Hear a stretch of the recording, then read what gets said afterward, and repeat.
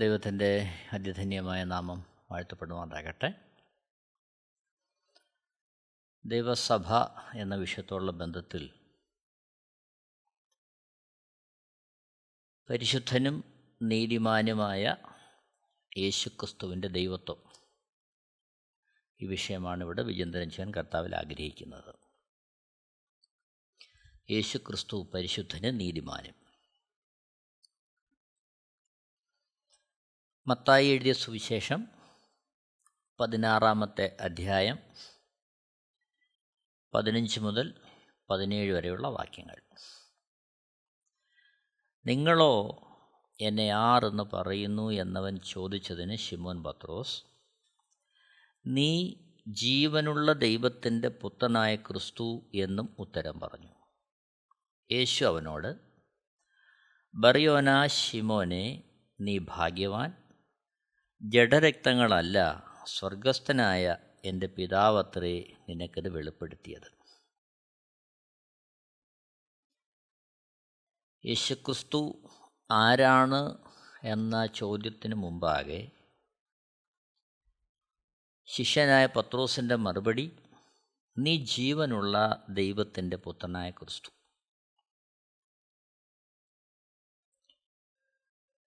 ജീവനുള്ള ദൈവത്തിൻ്റെ പുത്രനെന്ന് പറയുമ്പോൾ യോഹന്നാൻ എഴുതിയ സുവിശേഷം 5 അധ്യായം 18 വാക്യം, അങ്ങനെ അവൻ ശബ്ബത്തിനെ ലംഘിച്ചതുകൊണ്ട് മാത്രമല്ല, ദൈവം സ്വന്തം പിതാവ് എന്ന് പറഞ്ഞ് തന്നെത്താൻ ദൈവത്തോട് സമമാക്കിയത് കൊണ്ടും യഹൂദന്മാർ അവനെ കൊല്ലുവാൻ അധികമായി ശ്രമിച്ചു പോന്നു. അപ്പോൾ സ്വന്തം പിതാവ് ദൈവപുത്രൻ എന്ന് പറയുന്നതിലൂടെ യേശുക്രിസ്തു അർത്ഥമാക്കുന്നതും ശിഷ്യന്മാരർത്ഥമാക്കുന്നതും അവിടുന്ന് ദൈവം എന്നുള്ളത് തന്നെയാണ്. ഇവിടെ പിതാവ്, പുത്രൻ, പരിശുദ്ധാത്മാവ് ഇവർ ആളത്വത്തിൽ 3 എന്നാൽ അസ്തിത്വത്തിൽ 1. യെശയ്യാപ്രവചനം 6 അധ്യായം 1 മുതൽ 3 വരെയുള്ള വാക്യങ്ങൾ. യെശയ്യാപ്രവചനം 6 അധ്യായം 1 മുതൽ 3 വരെ. ഉസിയാ രാജാവ് മരിച്ച ആണ്ടിൽ കർത്താവ് ഉയർന്നും പൊങ്ങിയുമുള്ള സിംഹാസനത്തിൽ ഇരിക്കുന്നത് ഞാൻ കണ്ടു. അവൻ്റെ വസ്ത്രത്തിൻ്റെ വിളുമ്പുകൾ മന്ദിരത്തെ നിറച്ചിരുന്നു. സാറാഭുകൾ അവന് ചുറ്റും നിന്ന് ഓരോരുത്തന് 6 ചിറകുണ്ടായിരുന്നു. 2 കൊണ്ട് അവർ മുഖം മൂടി, 2 കൊണ്ട് കാൽ മൂടി, 2 കൊണ്ട് പറന്നു. ഒരുത്തനോടൊരുത്തൻ, സൈന്യങ്ങളുടെ യഹോവ പരിശുദ്ധൻ, പരിശുദ്ധൻ, പരിശുദ്ധൻ, സർവഭൂമിയും അവൻ്റെ മഹത്വം കൊണ്ട് നിറഞ്ഞിരിക്കുന്നു എന്ന് ആർത്തു പറഞ്ഞു. അപ്പോൾ ഇവിടെ യെശയ്യാവ് കാണുന്ന ആ ദർശനത്തിൽ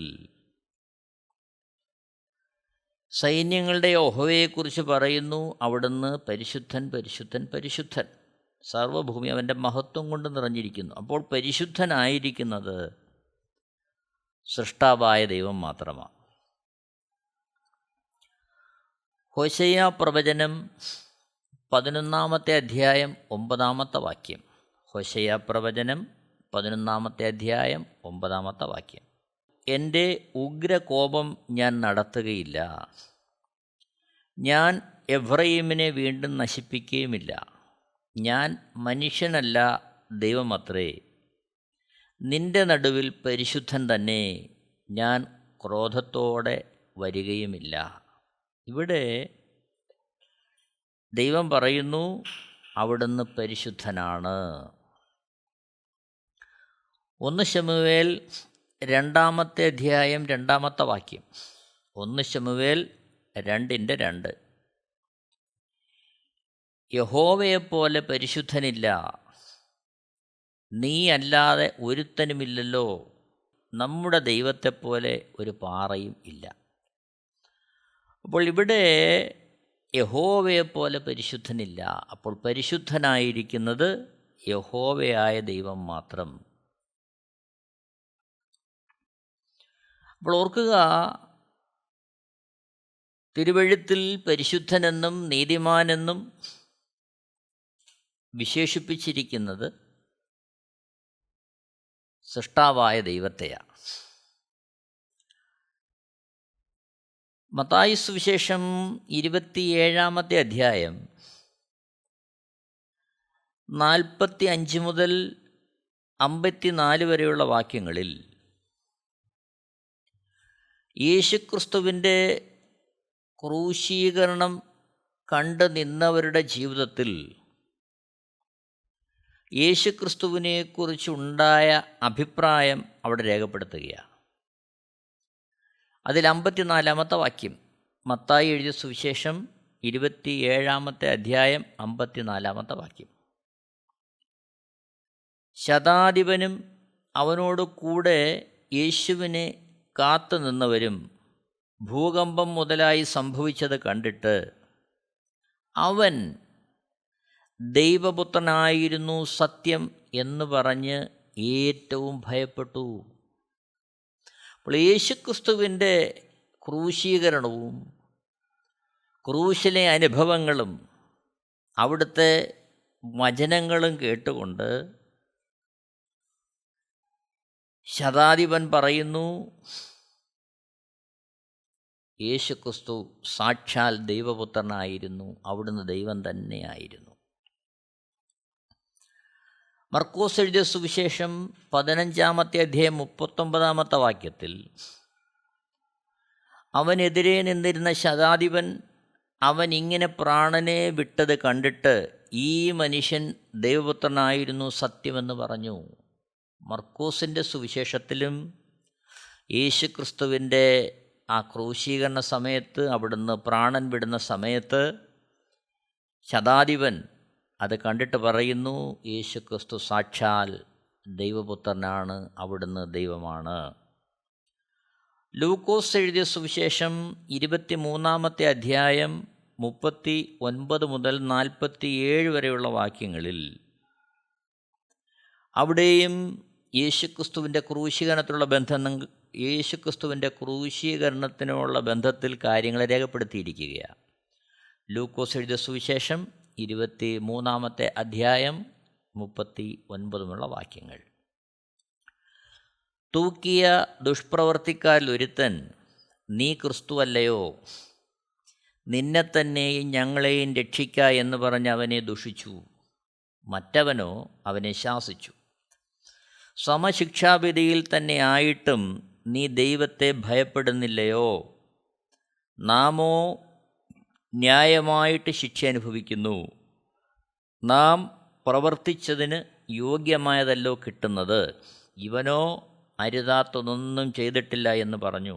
പിന്നെ അവൻ, യേശുവേ, നീ രാജത്വം പ്രാപിച്ചു വരുമ്പോൾ എന്നെ ഓർത്തുകൊള്ളണമേ എന്ന് പറഞ്ഞു.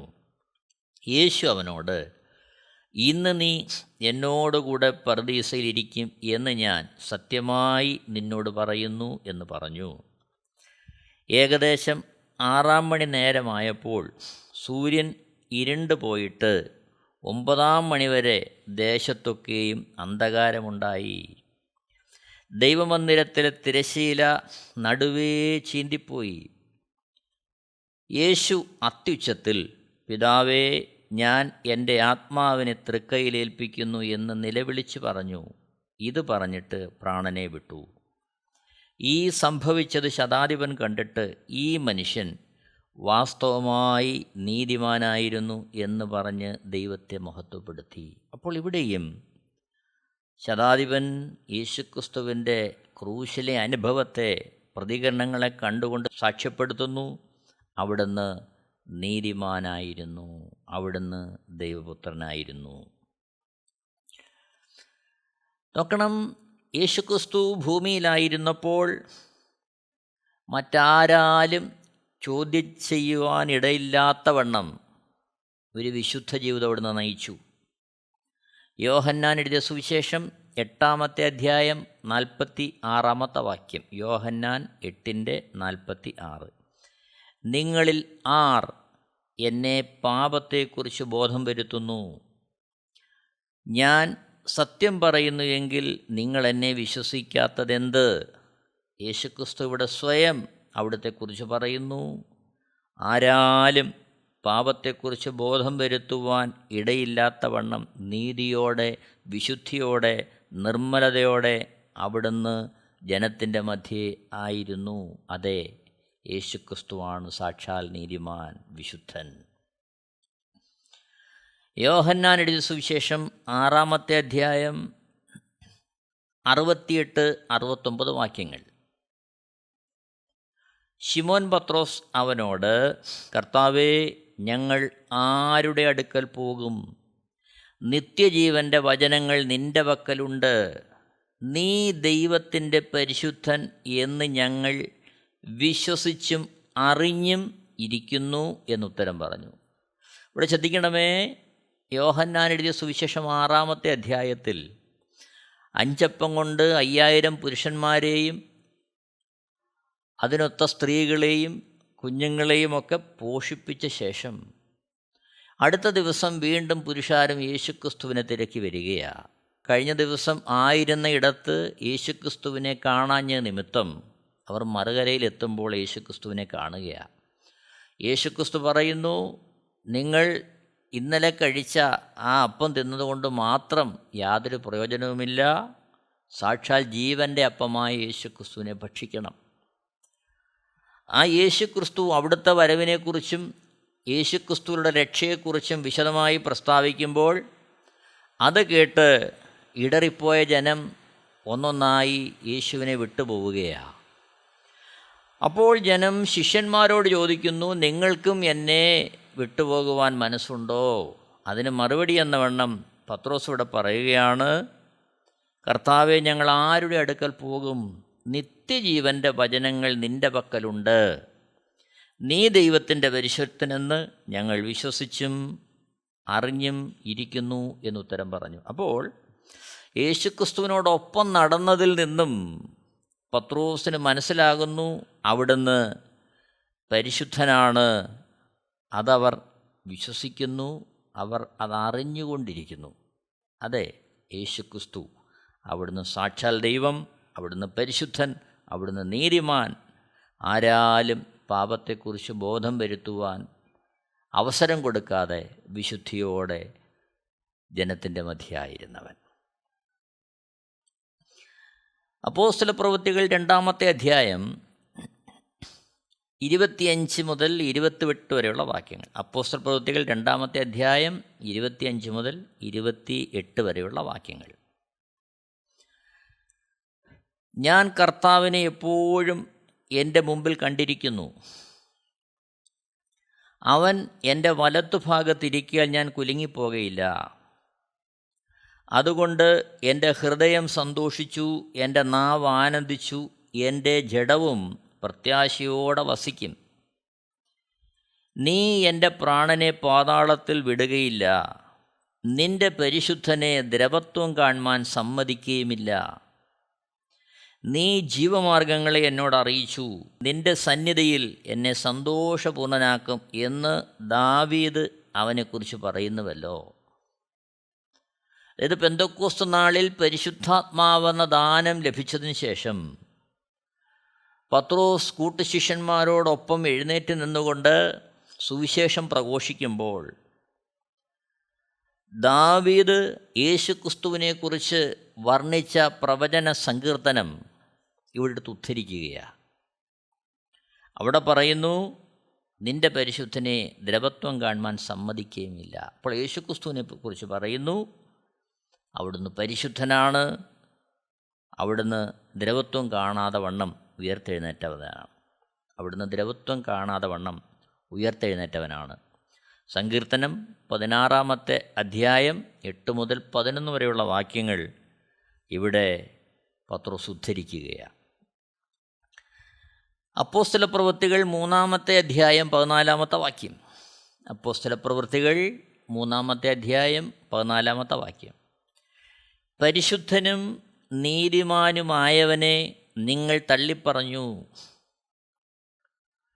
കൊലപാതകനായവനെ വിട്ടുതരേണം എന്ന് ചോദിച്ചു, ജീവനായകനെ കൊന്നുകളഞ്ഞു. ഇവിടെ അപ്പോസ്തലനായ പത്രോസ് പെന്തക്കോസ്ത് നാളിൽ പരിശുദ്ധാത്മാവെന്ന ദാനം ലഭിച്ച് സുവിശേഷം ഘോഷിക്കുമ്പോൾ ആ യേശുക്രിസ്തുവിനെ പരിശുദ്ധനെന്ന് വർണ്ണിച്ചതിന് ശേഷം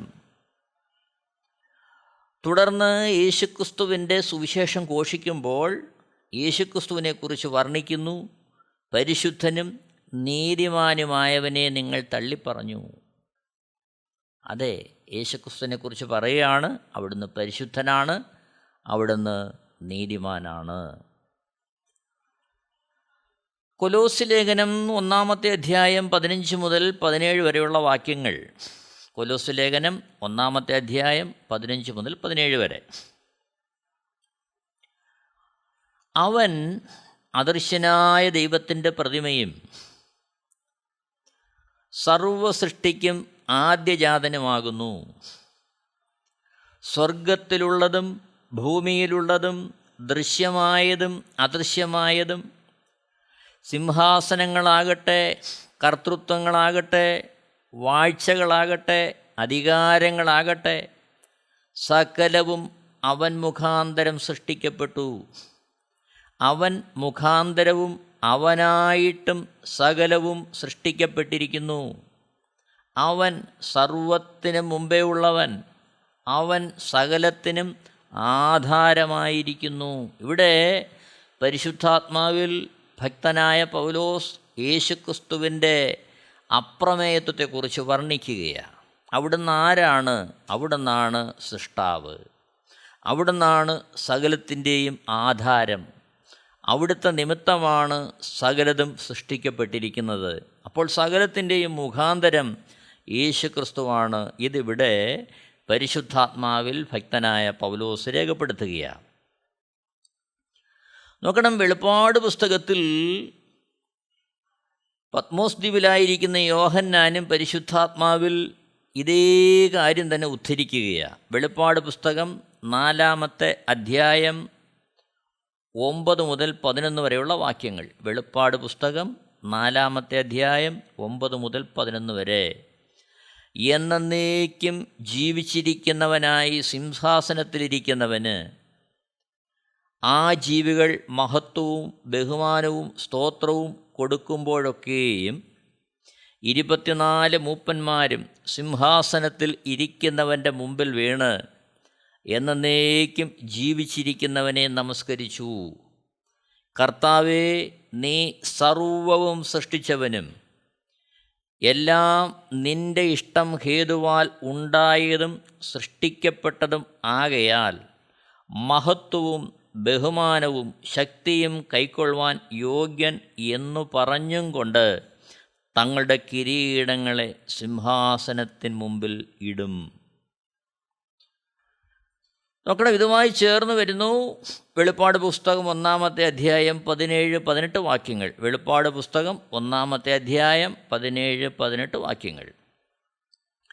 അവനെ കണ്ടിട്ട് ഞാൻ മരിച്ചവനെപ്പോലെ അവൻ്റെ കാൽക്കൽ വീണു. അവൻ വലങ്കൈ എൻ്റെ മേൽ വെച്ചു. ഭയപ്പെടേണ്ട, ഞാൻ ആദ്യനും അന്ത്യനും ജീവനുള്ളവനുമാകുന്നു. ഞാൻ മരിച്ചവനായിരുന്നു, എന്നാൽ ഇതാ എന്നേക്കും ജീവിച്ചിരിക്കുന്നു. മരണത്തിൻ്റെയും പാതാളത്തിൻ്റെയും താക്കോൽ എൻ്റെ കൈവശമുണ്ട്. നോക്കണമേ, വെളിപ്പാട് പുസ്തകം 4-ാമത്തെ അധ്യായം 9-ാമത്തെ വാക്യം നമ്മളിങ്ങനെ കാണുന്നു. എന്നേക്കും ജീവിച്ചിരിക്കുന്നവനായി സിംഹാസനത്തിലിരിക്കുന്നവന് ആ ജീവികൾ മഹത്വവും ബഹുമാനവും സ്തോത്രവും കൊടുക്കുകയാണ്. എന്നാൽ ഇവിടെ എന്നേക്കും ജീവിച്ചിരിക്കുന്നവൻ ആരാണ്? സാക്ഷാൽ യേശുക്രിസ്തു. വെളിപ്പാട് പുസ്തകം 1-ാമത്തെ അധ്യായം 17-18 വാക്യങ്ങൾ. അവിടെ 18-ാമത്തെ വാക്യത്തിൽ അവിടുന്ന് പറയുന്നു, ഞാൻ മരിച്ചവനായിരുന്നു, എന്നാൽ ഇതാ എന്നേക്കും ജീവിച്ചിരിക്കുന്നു. 17-ാമത്തെ വാക്യത്തിൽ പറയുന്നു, ഭയപ്പെടേണ്ട, ഞാൻ ആദ്യനും അന്ത്യനും ജീവനുള്ളവനുമാകുന്നു. അപ്പോൾ ഓർക്കുക, ഇവിടെ സകലവും സൃഷ്ടിക്കപ്പെട്ടത്, സകല സൃഷ്ടിയുടെ ആധാരം, അതിന് മുഖാന്തരമായി തീർന്നത് എന്നേക്കും ജീവിച്ചിരിക്കുന്ന സാക്ഷാൽ യേശുക്രിസ്തുവാണ്. ഓർക്കുക, പിതാവും പുത്രനും പരിശുദ്ധാത്മാവും ആളത്വത്തിൽ മൂന്നായിരിക്കുമ്പോൾ തന്നെ അസ്തിത്വത്തിൽ ഒന്നായി അവർ വിരാജിക്കുന്നു. നോക്കണം, വെളിപ്പാട് പുസ്തകത്തിലേക്ക് വരുമ്പോൾ 15-ാമത്തെ അധ്യായം 3-4 വാക്യങ്ങൾ. വെളിപ്പാട് പുസ്തകം 15-ാമത്തെ അധ്യായം 3-4 വാക്യങ്ങൾ. അവർ ദൈവത്തിൻ്റെ ദാസനായ മോശയുടെ പാട്ടും കുഞ്ഞാടിൻ്റെ പാട്ടും പാടി ചൊല്ലിയത്, സർവശക്തിയുള്ള ദൈവമായ കർത്താവേ, നിൻ്റെ പ്രവൃത്തികൾ വലുതും അത്ഭുതവുമായവ. സർവജാതികളുടെയും രാജാവേ, നിൻ്റെ വഴികൾ നീതിയും സത്യവുമുള്ളവ. കർത്താവേ, ആർ നിൻ്റെ നാമത്തെ ഭയപ്പെടാതെയും മഹത്വപ്പെടുത്താതെയും ഇരിക്കും? നീയല്ലോ ഏകപരിശുദ്ധൻ. നിൻ്റെ ന്യായവിധികൾ വിളങ്ങി വന്നതിനാൽ സകല ജാതികളും വന്ന് തിരുസന്നിധിയിൽ നമസ്കരിക്കും. അപ്പോൾ ഇവിടെ ഓർക്കണമേ, ഇവിടെ വെളിപ്പാട് പുസ്തകത്തിൽ പരിശുദ്ധാത്മാവിൽ ഭക്തനായ യോഹന്നാൻ മോശയുടെ പാട്ടും കുഞ്ഞാടിൻ്റെ പാട്ടും പാടി അവിടെ ദൈവത്തെ മഹത്വപ്പെടുത്തുന്ന ആ ഭാഗം വർണ്ണിക്കുകയാണ്. സർവശക്തിയുള്ള ദൈവമായ കർത്താവേ, നിൻ്റെ പ്രവൃത്തികൾ വലുതും അത്ഭുതവുമായവ. സർവജാതികളുടെയും രാജാവേ, നിൻ്റെ വഴികൾ നീതിയും സത്യവുമുള്ളവ. കർത്താവേ, ആർ നിൻ്റെ നാമത്തെ ഭയപ്പെടാതെയും മഹത്വപ്പെടുത്താതെയും ഇരിക്കും? നീയല്ലോ ഏകപരിശുദ്ധൻ. നിൻ്റെ ന്യായവിധികൾ വിളങ്ങി വന്നതിനാൽ സകല ജാതികളും വന്ന് തിരുസന്നിധിയിൽ നമസ്കരിക്കും. അപ്പോൾ ഇവിടെ വ്യത്യസ്തമായ തലത്തിൽ യേശുക്രിസ്തുവിൻ്റെ ആ പരിശുദ്ധിയെ, യേശുക്രിസ്തുവിൻ്റെ നീതിയെ അവിടെ വെളിപ്പെടുത്തുകയാണ്. നോക്കണം, ആ രീതിയിൽ തിരുവെഴുത്തിൽ വ്യത്യസ്തമായ ഭാഗങ്ങളിൽ നമ്മൾ യേശുക്രിസ്തുവിൻ്റെ ആ മഹത്വത്തെ നമുക്ക് ദർശിക്കാൻ കഴിയും. ഇവിടെ യേശുക്രിസ്തുവാണ് രാജാതിരാജാവും കർത്താതി കർത്താവുമായിട്ടിരിക്കുന്നത്. യേശുക്രിസ്തുവിനെയും പിതാവായ ദൈവത്തെയും ആ ഒരർത്ഥത്തിൽ ഒരേപോലെ ആരാധിക്കുകയാണ്. വെളിപ്പാട് പുസ്തകം 22-ാമത്തെ അധ്യായത്തിലേക്ക് വരുമ്പോൾ, വെളിപ്പാട് പുസ്തകം 22-ാമത്തെ അധ്യായം അതിൻ്റെ 3-ാമത്തെ വാക്യം, യാതൊരു ശാപവും ഇനി ഉണ്ടാകയില്ല. ദൈവത്തിൻ്റെയും കുഞ്ഞാടിൻ്റെയും സിംഹാസനം അതിലിരിക്കും. അവൻ്റെ ദാസന്മാർ അവനെ ആരാധിക്കും. അവർ അവൻ്റെ മുഖം കാണും. നോക്കണമേ, അപ്പോൾ ഇവിടെ സർവമാനത്തിനും മഹത്വത്തിനും പുകഴ്ചയ്ക്കും യോഗ്യനായവനെ സ്തുതിക്കുന്നതാണ് ഇവിടെ കാണുന്നത്. അവിടുന്നാണ് പരിശുദ്ധൻ, അവിടുന്നാണ് നീതിമാൻ, അവിടുന്നാണ് വിശുദ്ധൻ. ഈ ഭാഗം അത് രേഖപ്പെടുത്തുകയാണ്. നോക്കണം, ഒന്നുകൂടി വായിക്കുന്നു. വെളിപ്പാട് പുസ്തകം 22-ാമത്തെ അധ്യായം 3-ാമത്തെ വാക്യം. ഇനി വെളിപ്പാട് പുസ്തകം 22-ാമത്തെ അധ്യായം 3-ാമത്തെ വാക്യം, യാതൊരു ശാപവും ഇനി ഉണ്ടാകയില്ല. ദൈവത്തിൻ്റെയും കുഞ്ഞാടിൻ്റെയും സിംഹാസനം അതിലിരിക്കും. അവൻ്റെ ദാസന്മാർ അവനെ ആരാധിക്കും. അവർ അവൻ്റെ മുഖം കാണും. നോക്കണം, വീണ്ടും താഴോട്ട് വായിക്കുമ്പോൾ, അവൻ്റെ നാമം അവരുടെ നെറ്റിയിലിരിക്കും. 5-ാമത്തെ വാക്യം, ഇനി രാത്രി ഉണ്ടാകയില്ല. ദൈവമായ കർത്താവിന്റെ മേൽ പ്രകാശിക്കുന്നത് കൊണ്ട് വിളക്കിൻ്റെ വെളിച്ചമോ സൂര്യൻ്റെ വെളിച്ചമോ അവർക്ക് ആവശ്യമില്ല. അവർ എന്നേക്കും രാജാക്കന്മാരായിരിക്കും. നോക്കണമേ, അവിടുത്തെ വിശുദ്ധി, അവിടുത്തെ നീതിയെക്കുറിച്ച് വീണ്ടും വെളിപ്പാട് പുസ്തകം 22-ാമത്തെ നമ്മൾ കാണുന്നു. 22-ാമത്തെ അധ്യായം 10 മുതൽ അവൻ പിന്നെയും എന്നോട് പറഞ്ഞത്, സമയം അടുത്തിരിക്കിയാൽ ഈ പുസ്തകത്തിലെ പ്രവചനം മുദ്രയിടരുത്. 11-ാമത്തെ വാക്യം, അനീതി ചെയ്യുന്നവൻ ഇനിയും അനീതി ചെയ്യട്ടെ, അഴുക്കുള്ളവൻ ഇനിയും അഴുക്കാടട്ടെ, നീതിമാൻ ഇനിയും നീതി ചെയ്യട്ടെ, വിശുദ്ധൻ ഇനിയും തന്നെ വിശുദ്ധീകരിക്കട്ടെ. 12-ാമത്തെ വാക്യം, ഇതാ ഞാൻ വേഗം വരുന്നു, ഓരോരുത്തന് അവനവൻ്റെ പ്രവൃത്തിക്ക് തക്കവണ്ണം കൊടുപ്പാൻ പ്രതിഫലം എൻ്റെ പക്കലുണ്ട്. ഓർക്കുക പ്രിയരെ, അവിടുന്നാണ് വിശുദ്ധൻ, അവിടുന്നാണ് വിശുദ്ധീകരിക്കുന്നവൻ, അവിടുന്നാണ് പരിശുദ്ധൻ, സാക്ഷാൽ യേശു ക്രിസ്തു. ഓർക്കുക, പഴയ നിയമത്തിൽ പരിശുദ്ധനെന്ന് പിതാവായ യഹോവയായ ദൈവത്തെ ഉദ്ധരിച്ചിരിക്കുന്നുവെങ്കിൽ, വിളിച്ചിരിക്കുന്നുവെങ്കിൽ, പുതിയ നിയമത്തിലേക്ക് വരുമ്പോൾ മാനകുലത്തിൻ്റെ മോചനത്തിനായി ഭൂമിയിലേക്ക് വെളിപ്പെട്ടു വന്ന യേശുക്രിസ്തുവിനെ പരിശുദ്ധൻ, നിർമ്മലൻ, വിശുദ്ധൻ, നീതിമാൻ, ഈ അർത്ഥത്തിൽ പരിശുദ്ധമായി രേഖപ്പെടുത്തിയിരിക്കുക. ഓർത്തുകൊള്ളുക, പിതാവും പുത്രനും പരിശുദ്ധാത്മാവും ആളത്വത്തിൽ മൂന്നായിരിക്കുമ്പോൾ തന്നെ അസ്തിത്വത്തിൽ അവർ ഒന്നായിരിക്കുന്നു. നമുക്ക് തിരുവെഴുത്തിൻ്റെ മുമ്പാകെ നമ്മളെ സമർപ്പിക്കാം, ഫലമേൽപ്പിക്കാം. ദൈവത്തിൻ്റെ ധന്യമായ നാമം നമ്മളുടെ മഹത്വപ്പെടുമാറാകട്ടെ. ദൈവം എല്ലാവരെയും ധാരാളമായി അനുഗ്രഹിക്കുമാറാകട്ടെ. ആമേൻ.